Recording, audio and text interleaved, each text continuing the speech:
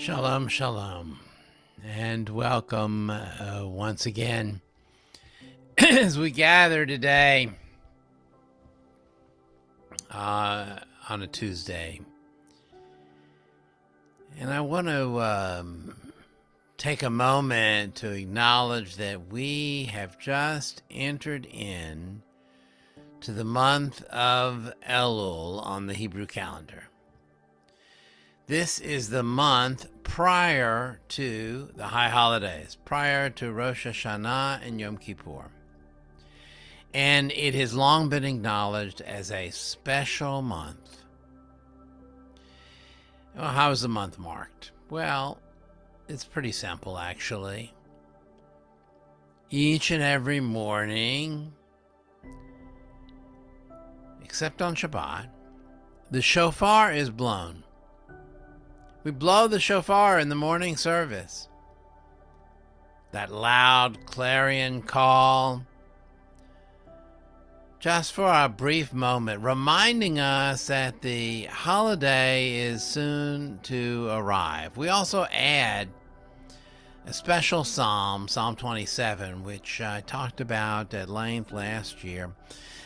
We add a special psalm to our daily liturgy. A psalm that reminds us not only of the holiness of the season, but reminds us that we are entering this period of reflection. So this month of Elul is meant to be, it's kind of a wake-up month, kind of a month where we take stock of what is around us. We remind ourselves that that this holiday is on the horizon.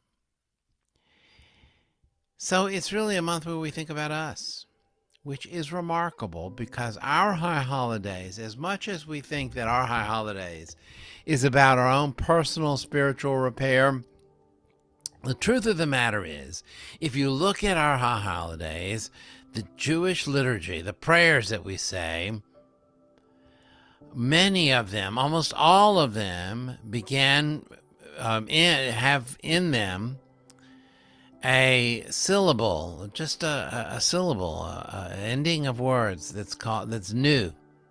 Asham new, Bogad new, Zavad new. This new ending, the sound new, changes the meaning of the prayers from I to we. And this is the remarkable message I have for us today. You see, we start off this month thinking about me, thinking about us, thinking about our own individual lives. But when it comes to the actual day of the holidays, when it comes to Rosh Hashanah and Yom Kippur, then we are no longer thinking about us personally. We are in the collective. It's about us collectively. You see, our tradition is not a tradition that was born out of many individuals seeking personal satisfaction, as much as it was born out of a sense of we are part of a larger system. We're part of a larger system of community that comes together and that shares with one another, that learns together, that discusses together, that disagrees together with one another, and that celebrates together. I was reminded of that this morning when, with the children, we talked about the blessing Shehechayanu v'kiyamanu v'higiyanu lazman hazeh. It's a blessing that we say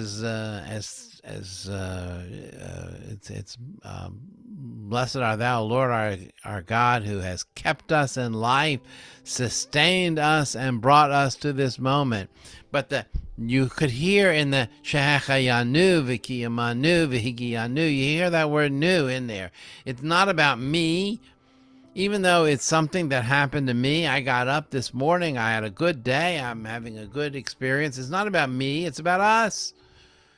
It's about how we are going to operate together in this world. And I think very often we forget that because we live in a world where it's about individual responsibility. We live in a world where it's about individual achievement. We live in a world about where we're told you have to learn how to take care of yourself, to fend for yourself, to achieve for yourself.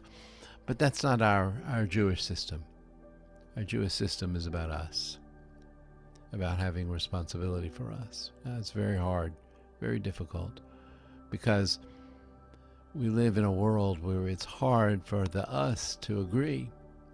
It's hard for the us to come to some consensus to one another. Nevertheless, if I only think about me, if I only think about my role in the world, then what a lonely and isolated place this will be. Instead, we gather together. We stand with one another. We consider ourselves part of a group. And we say that little phrase, "nu," and we mean us.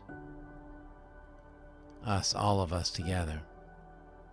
If only when we try and think about our environment, if only when we think about the peace that needs to be in this world, if only when we think about the betterment of mankind, we always put us first. The us, the we first. If we make that the first important thing, what is best for the group, maybe we would live in a much cleaner world. Maybe it'd be a much more peaceful world. Maybe it would be a world of higher consciousness.